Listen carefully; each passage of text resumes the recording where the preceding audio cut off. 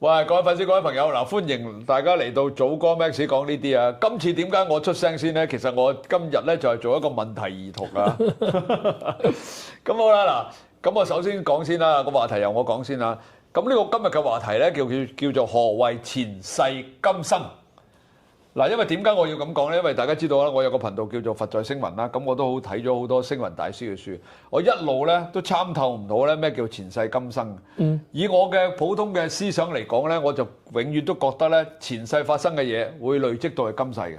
嗱，我就係咁諗嘅，即係換句話講咧，喺普通人講咧，前世今生嘅定義就係話你前世，譬如我前世殺咗人，我今世就要受噶啦。係咪？好正常啊！我前世做好多好事，我今世可能係大富大貴咯。即係最普通凡人，我哋普通凡人諗嘅嘢咧就係咁樣嘅。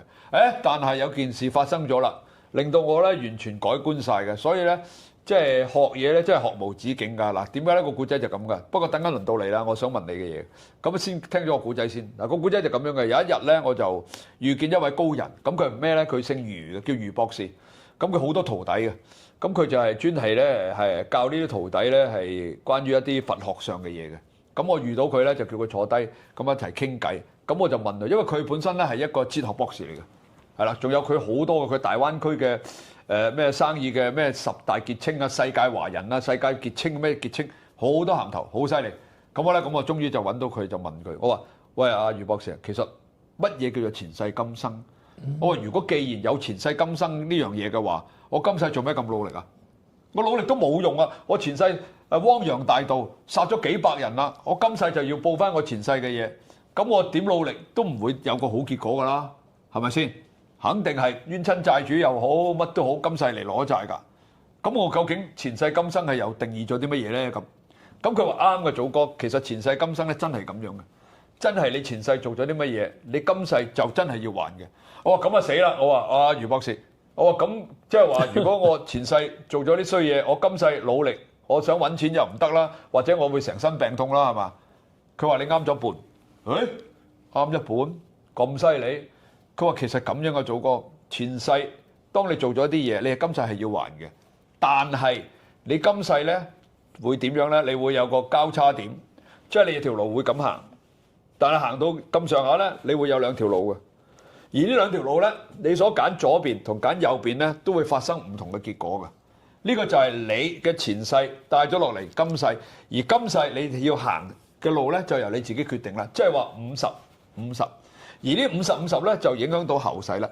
即係前世今生後世咧，就變成拉埋係同一件事啦咁樣。嗱，因為點解我要講呢個古仔咧？其實我知道啊，因為你喺嗰個較早之前我同你傾偈咧，喺你嗰個催眠嗰度咧，有一個叫做乜嘢啊？你講前世咩話？前世回溯。前世回溯嘅前世催眠治療咯，我哋會就叫做係啦。咁你講你其實同我呢個有冇關聯嘅咧？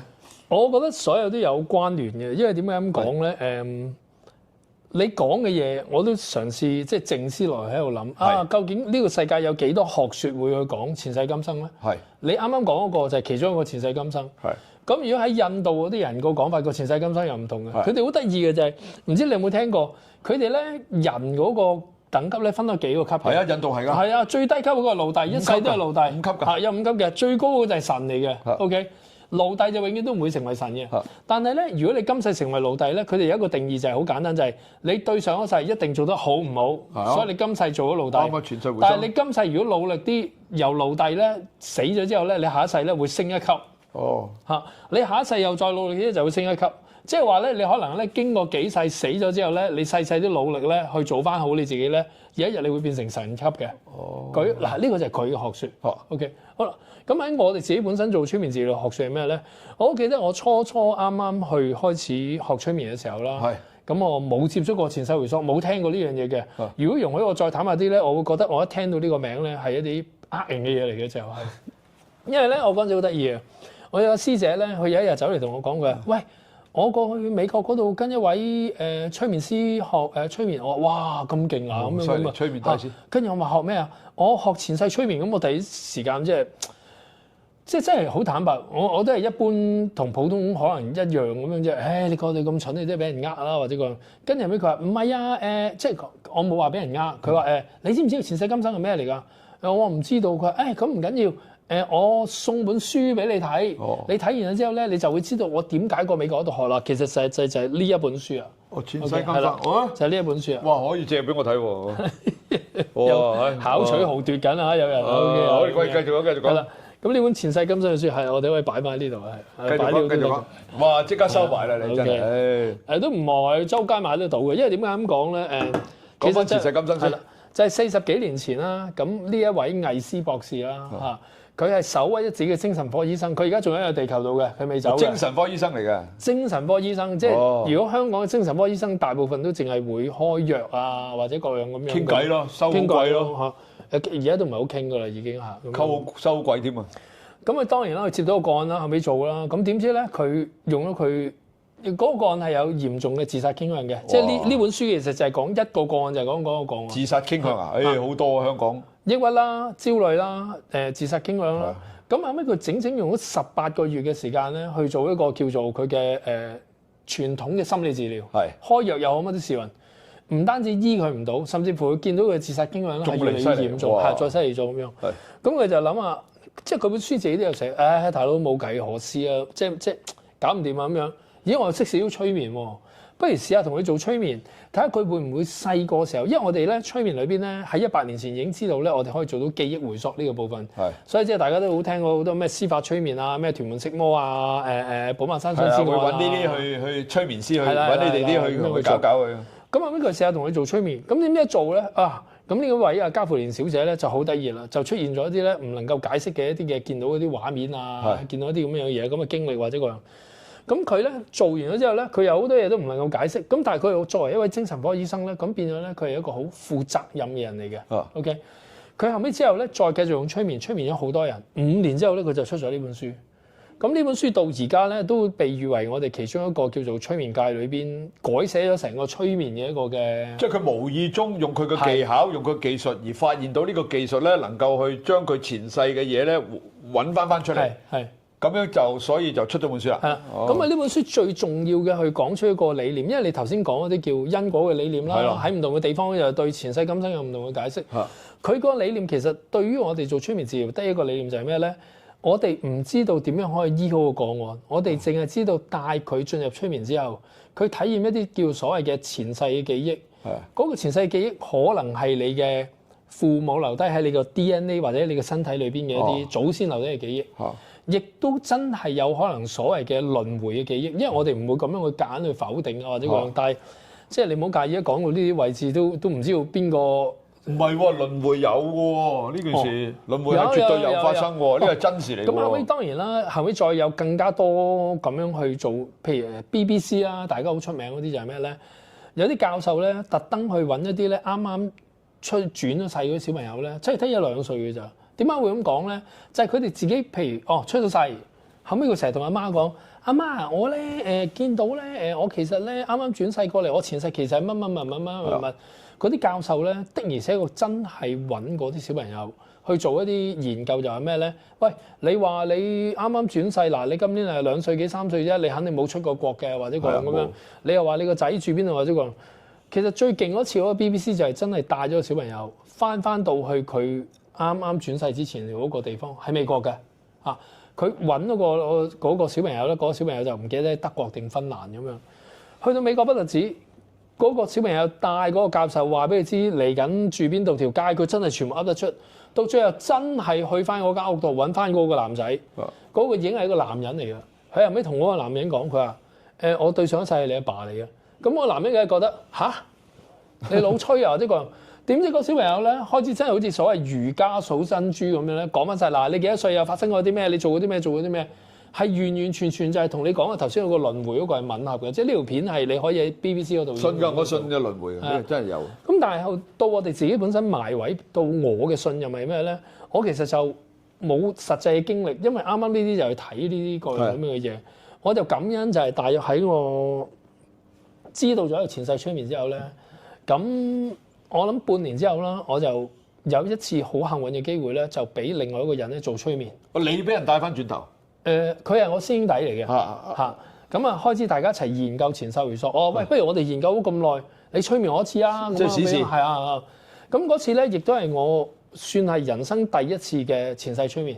你俾人催眠喎？好，我俾人催眠嚇。哦，過嚟2個鐘頭之後咧，我開始咧喺入邊見到咩咧？我見到首先就係、我開頭唔知道佢係我嚟嘅。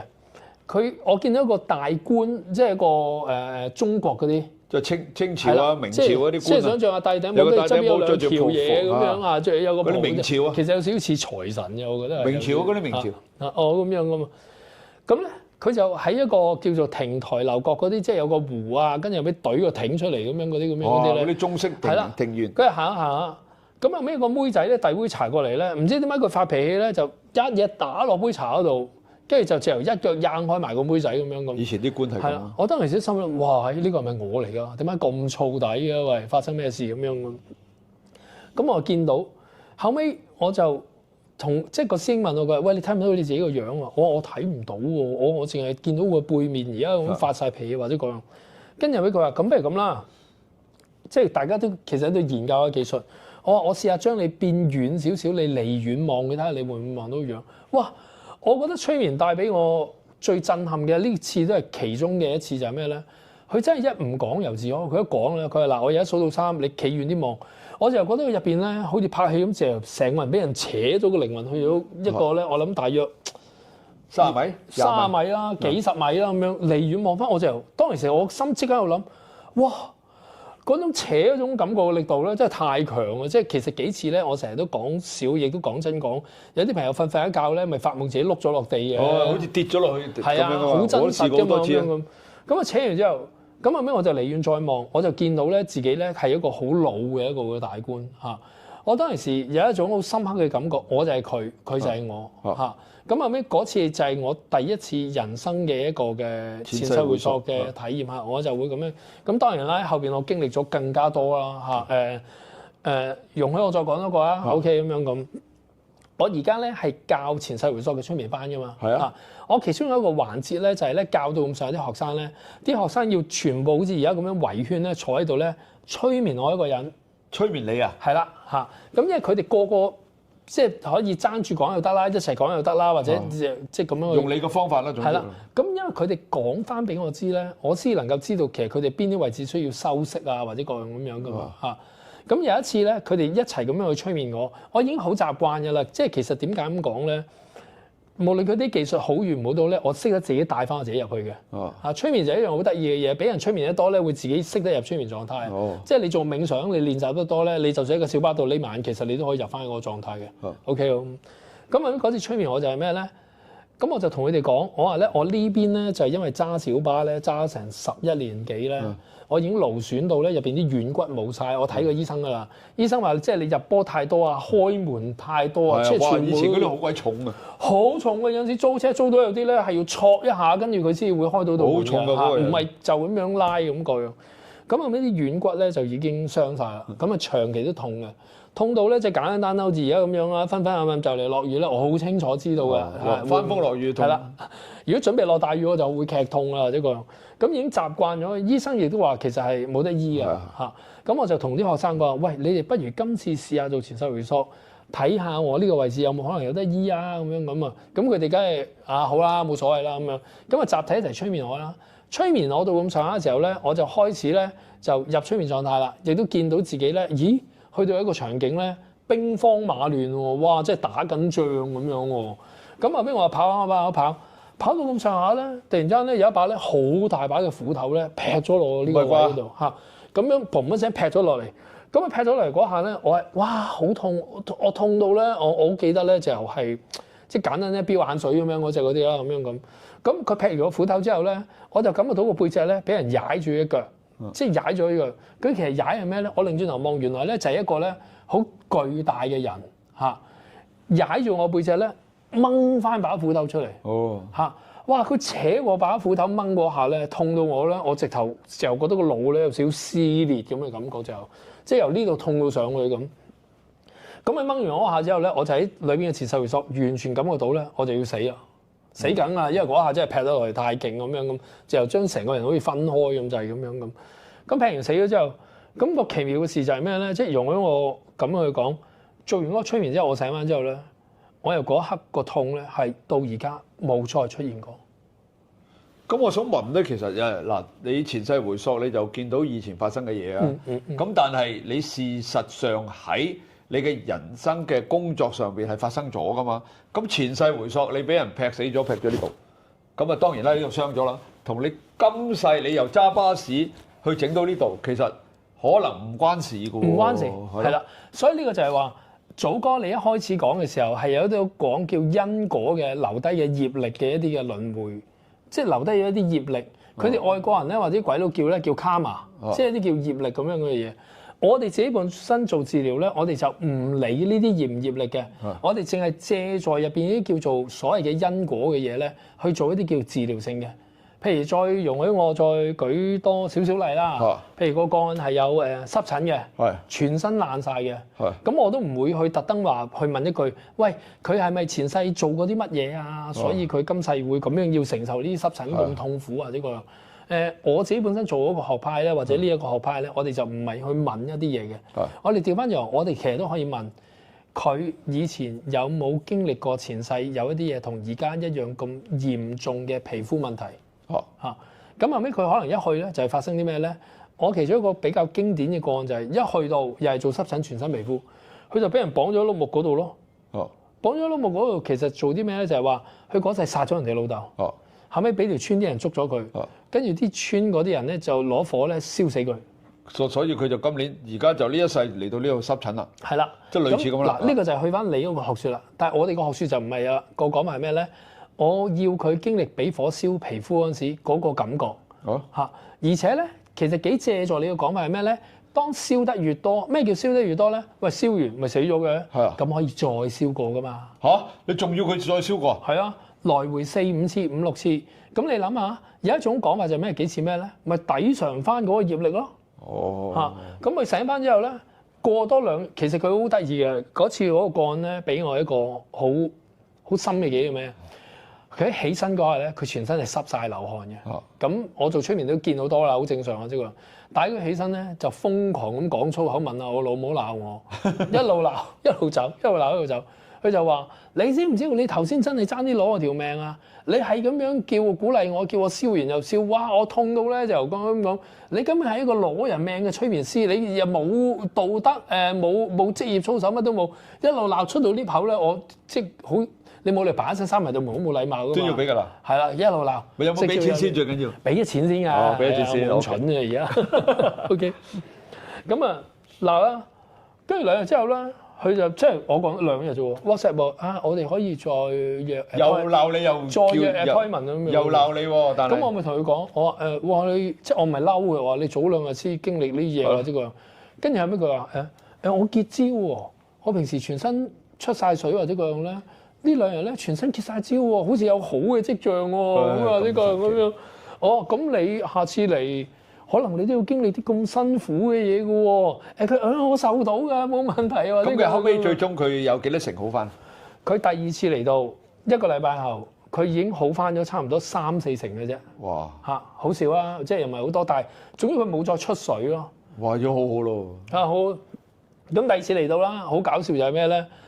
我好快就去翻嗰個場景燒嗰度，又燒佢。係啦，咁但係咧，佢話覺得今次咧冇咁金。咁我話好啊，唔緊要，我哋睇下當你俾人燒完咗之後，會發生啲咩事。佢係死咗啦，係條屍嚟嘅。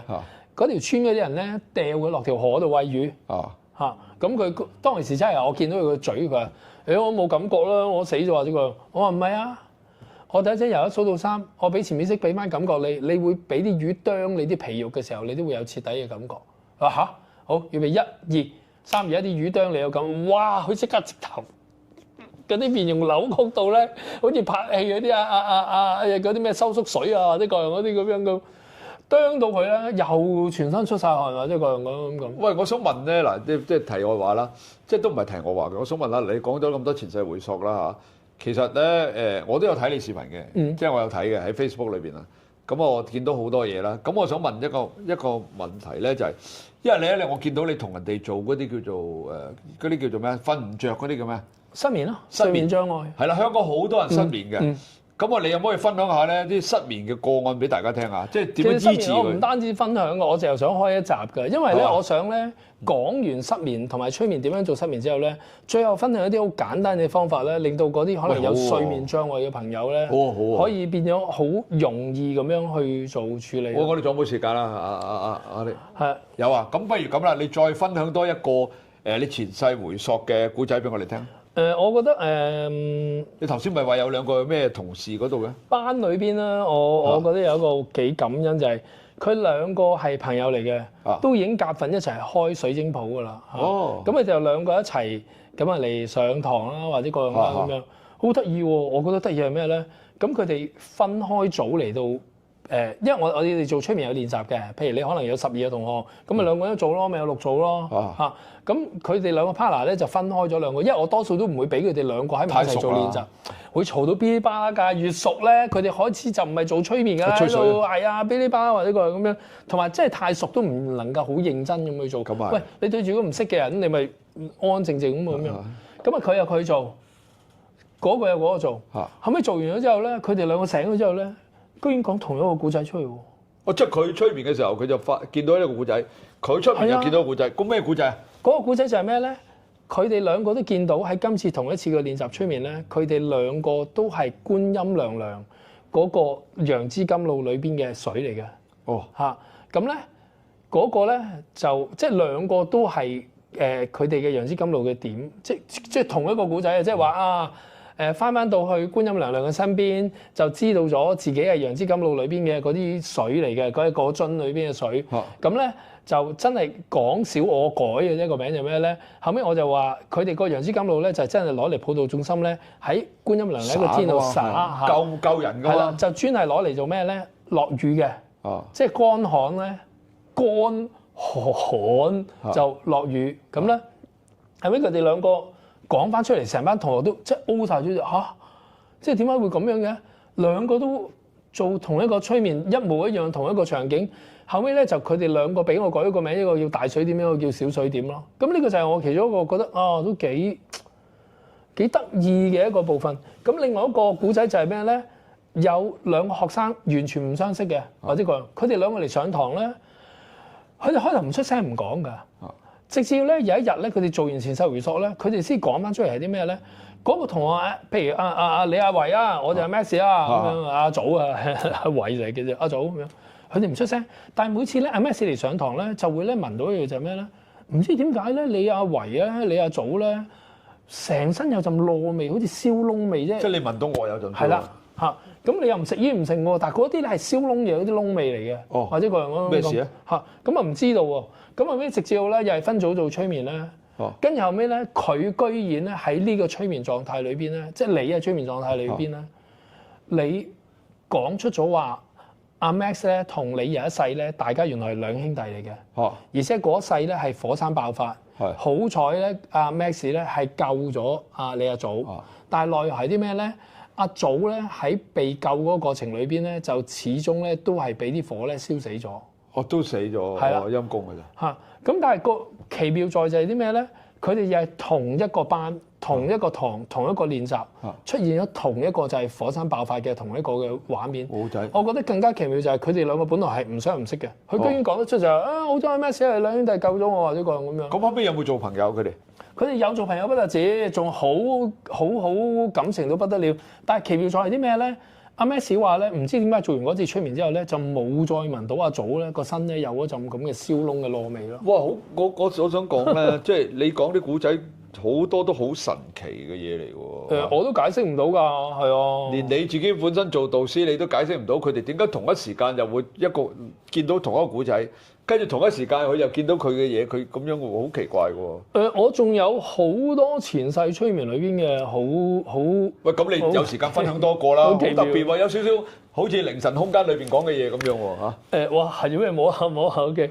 講多個啦，講多個。如果我講多個，我覺得有一樣好得意啊。我拉尾啦，就將前世回溯啦，學習到啦，咁已經而家推陳出新咧。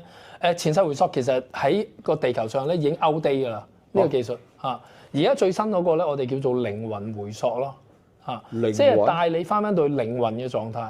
靈魂係。咁你唔係催眠咗，都唔係靈魂嚟㗎，軀體嚟㗎，唔係點啊？唔明。咁佢哋嗰個學説咧，就係個講法就係話，當我哋每一個人死咗，就算萬事萬物都好啦，就算一棵樹都好啦，嚇，甚至乎一件死物都好啦，其實佢入邊本身自己有佢個靈喺度嘅。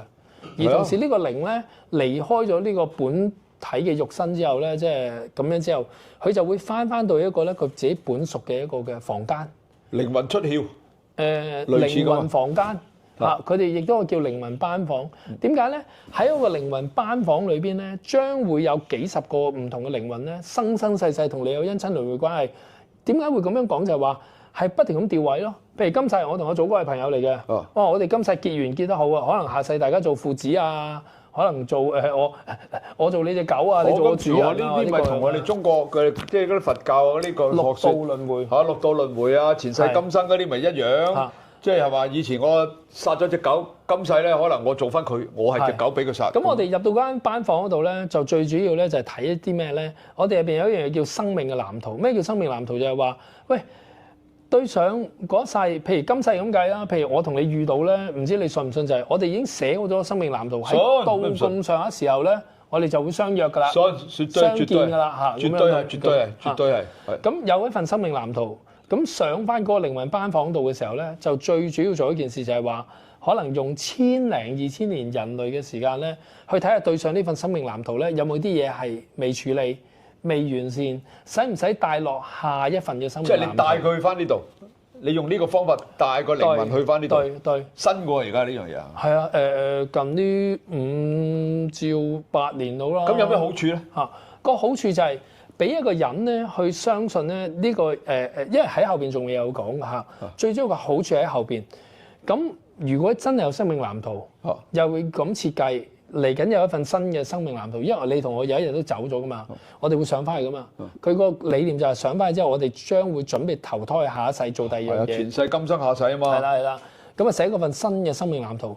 咁新嘅生命藍圖咧，唔係話你同我説了算嘅。我哋對上仲有一個人咧，我哋暫時俾個名佢咧，叫高靈或者叫指導靈啊。咁你可以真係好容易諗到就係觀音娘娘啊、耶穌啊、佛祖啊，即係呢啲咁嘅級數嘅嚇。咁佢哋睇過，咦呢份嘢OK 喎，唔使點改喎。嗱我吸咗豬仔咧，你就可以重新投胎，又再玩過啦，或者個樣咁樣。咁個好處就係嚟自關於呢個高靈同指導靈咧。如果我哋做靈魂回溯咧，見到佢咧。我哋可以借呢個高靈同指導靈咧，去做一啲叫做可能而家嘅治療，可以係身體嘅治療，甚至乎咧而家最新嘅量子催眠咧，咁咧佢哋會可以攞嚟做醫癌症嘅。哇！咁犀利。係啊。咁我想講關於我嘅奇妙之處係咩咧？咁我喺個班度成日都做好多啲示範嘅。係啊。即係我請一位同學出嚟，譬如阿祖，你瞓喺度，咁其他所有嘅同學10幾個咧就唔該坐咗喺度咧，睇住我帶呢位同學點樣由清醒，直至入前世，直至入到靈魂回溯。你啲視頻都有㗎，我見到。咁每一次咧都會完整咁可能做2至3個鐘啦。咁錄好咗之後咧，就俾翻晒啲同學㗎啦，佢哋手頭上嗰啲資料。咁有一次做到咁上下咧，就帶嗰位同學見到指導靈就見到觀音娘娘。咁點知咧？嗰位同學突然間話：咩事啊？我話咩啊？觀音娘娘話有啲嘢想同你講喎。唔係啩？咁都得？我真係咁都得。我心諗即係好衰啊！第一人係咪講咗落彩諗話俾我聽？即係見到喂你都窮咗成世啦，嗱你得翻20-30年命咁益下你。大佬。點知劈頭第一句就係話：喂你又唔好再帶人上嚟咯喎！唔係啩？咁搞嘢？佢個意思就係話你有呢個技術，你有呢個能力。但係你而家唔啱規矩喎，因為呢個人咧唔係真係就咁走咗而翻嚟，你係間生。所謂我哋而家個講係咩咧？新生命就係你超越咗個維度啊！佢明明喺3維嘅，你而家跳咗上嚟第8維嗰度，喂你唔啱規矩喎。咁都有嘅。係啊，咁啊咁樣話我，佢話嗱你唔好再帶人上嚟咯喎，咁樣我好咯，咁我梗係應承佢㗎啦 ，OK 咁樣。咁你後尾仲冇人帶人上去？咁後尾到第2次喎。又帶人上去，你唔聽話啦？即係可能某年某月啊，可能幾咁樣，突然之間咧嗰個同學，即係嗰個被催眠嗰個同學咧，佢就轉咗聲喎。唔係啩？即係啊，就係話我係觀音娘娘。我話點啊？咪上次同你講咯，叫你唔好帶人上嚟。佢仲講得翻啊？係啊，咁都得，咁巧啊？咪叫你唔好叫人，我都覺得毛管戙㗎啦，已經係就係咪叫你唔好叫你帶人上嚟咯？你又帶，你唔好咁樣啦。因為其實第二次我覺得更加奇妙就係、我唔知開心定唔開心，你算啦，你俾我自我膨脹。佢咁樣講翻一番就係，其實你喺我哋呢個靈魂呢個界別，你已經係一位導師，你都係一位指導靈。你唔好做啲咁樣嘅嘢啦，或者喂，我想問咧，係咪同一個人都係你上一次催眠？唔係，第二班好1-2年後，第二班後生嚟㗎。咁啊呢個有啲少神奇喎。係啊，呢個唔係啊，後尾去到第三次又係咁樣。喂，快啲講埋佢第三個。呢個就係最近個學生，就係突然間話去到咁上下，跟住後尾觀音娘娘又嚟，佢直頭係我唔係叫佢指導靈，叫觀音娘娘，係觀音娘娘佢話而家見到觀音娘娘離遠飄埋嚟咁樣，我哋當時起心嚇唔通有鬧？有理有鬧，冇理由㗎。跟住後尾佢真係好快又話觀音娘娘話有嘢同你講，又講嘢啊！佢就話講一模一樣咯，你又帶人上嚟咁樣。後尾我第三次真係衰得緊要，即係唔知觀音娘娘會唔會嬲啊？即係我話唔該你幫我同翻觀音娘娘講，我話咧冇辦法㗎，我而家靠呢份嘢攞嚟撈啊，大佬。我話我會繼續帶人上嚟嘅。我話最多我盡量帶人上嚟嘅時候就規矩少少，即係我唔會亂帶人上嚟咁樣就算數啦，或者咁。咁後尾嗰個學生就即係轉述翻俾阿觀音娘娘聽。咁我想再延長翻少少講咩？咁好啦，咁啊送咗個觀音娘娘啦，同一次催眠一模一樣。後尾催眠到咁上下，我哋繼續喺上面見指導靈啊，又做治療又成。即係過多陣咧，觀音娘娘又飄埋嚟。即係有人話佢飄緊埋嚟，咪同一次咯。哦。跟住後尾我就佢觀音娘娘又飄緊埋嚟，跟住我就同我同學講。得㗎啦，我知道㗎啦，唔好亂帶人上嚟啊嘛！你係啊，你幫我同翻佢講啊，呢個都係幾搞笑。係呢個就係一個幾，我覺得幾有趣嘅其中一個部分咯，即係冇辦法啦，就係咁樣咯。喂，我覺得咧，其實你呢個催眠咧，其實真係好多古仔啊，真係好有趣啊！啲嘢見到咁多嘢，其實同呢個等於我有少少好似我拍《靈神空間》咧嗰啲師傅咧講嗰啲咁嘅陰靈嗰啲咁嘅嘢咧，即係好類似嘅嘢嚟㗎。其實啊，我俾人催眠嘅時候，我每一次都係好實在咁見到嘅，我喺裏邊係。哦，你見到㗎？我啲學生都好實在咁見到㗎。我哋好清楚睇到，我有啲片拍咗出嚟，我嚟緊都會放㗎，會見到啲人係咁樣嘅，好似咧即係嗱，聽講要反晒眼、鬼上身咁樣，咁樣望嘢咯。係啊，直頭成個人個神態都變晒㗎會。哇！真係我覺得都好，即係好特別啦！喂，咁啦，我哋時間就差唔多啦喂。不過我哋真係好多謝你同大家分享到呢啲咁有趣嘅故事啊！喂，嚟緊我哋可以再分享多啲㗎。好，知道。喂，呢度差唔多啦，已經講咗咁耐啦。喂，大家記住睇翻下，其實你哋如果有啲咩需要真係揾阿 Max 嘅咧，可以留言啊。即係佢咧醫治咗好多人嘅，其中有一個咧，我覺得最多嘅咧就係幫助醫治失眠啊！我知嘅，佢同我傾偈講過好多次㗎，醫治咗好多失眠嘅個案㗎。如果你哋有邊個需要揾 Max 嘅咧，你就留言喺嗰個留言區裏邊。我哋首先會聯絡咗小助手咧，由小助手再揾 Max 嘅。即係我哋所有嘅頻道咧，你求助嘅個案，我哋都會咁做。知道。喂，咁我哋呢度差唔多啦。嗱，喺呢度咧好多謝 Max 先啦，請你廣告時間。係，咁啊記得啦，讚好啦，留言啦，同埋分享啦，最緊要咧就係撳鐘仔啦，係啊，我都唔係好熟嘅啫，係啦。喂，好啦，嗱呢度到呢度啦，多謝大家先啦，記住留言、點讚、收藏、轉發，再見，拜拜。